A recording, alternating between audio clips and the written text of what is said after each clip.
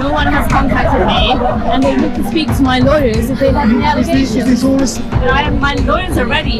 They have not once contacted me, and I'm waiting to hear from them. So Are you going to be more vigilant about some of your financial? বাংলাদেশে tulip সিদ্দিকের বিরুদ্ধে আনা দুর্নীতির অভিযোগের বিষয়ে যে কোনো আনুষ্ঠানিক প্রশ্নের উত্তর দিতে প্রস্তুত আইনজীবীরা।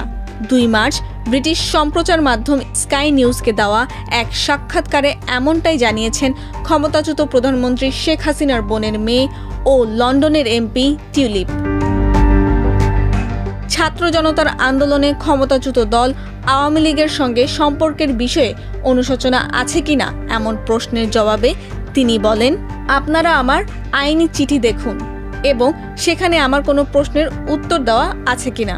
তারা অর্থাৎ বাংলাদেশের কর্তৃপক্ষ একবারের জন্য আমার সঙ্গে যোগাযোগ করেনি।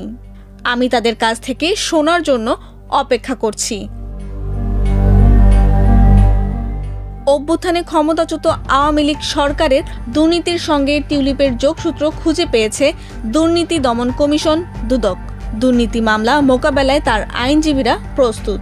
তিনি নিজেই এই ঘোষণা দিয়েছেন। দুর্নীতির অভিযোগে ব্রিটিশ মন্ত্রীর পদ থেকে পদত্যাগ করার পর এটি তার প্রথম প্রকাশ্যে মন্তব্য।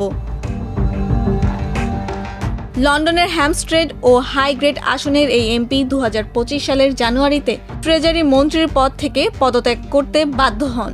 তখন বাংলাদেশে বেশ কয়েকটি দুর্নীতি তদন্তে তার নাম উঠে আসে। পরে বিরোধীদের ব্যাপক চাপের মুখে তিনি পদত্যাগ করেন। এসব বিষয়ে তিনি বলেন, মাসখানেক হয়ে গেল অভিযোগ উঠেছে, কিন্তু বাংলাদেশের কেউ আমার সঙ্গে যোগাযোগ করেনি। এর আগে গত মাসে বাংলাদেশের অন্তর্বর্তী সরকারের প্রধান উপদেষ্টা ডক্টর ইউনুস স্কাই নিউজকে বলেছিলেন, টিউলিপ সিদ্দিক দেশে সম্পদ রেখে গেছেন এবং তার এজন্য জবাবদিহি করা উচিত। এর আগে বাংলাদেশের কর্তৃপক্ষের বিরুদ্ধে তাকে নিশানা করে ভিত্তিহীন অপপ্রচার চালানোর অভিযোগ করেছেন টিউলিপ সিদ্দিক।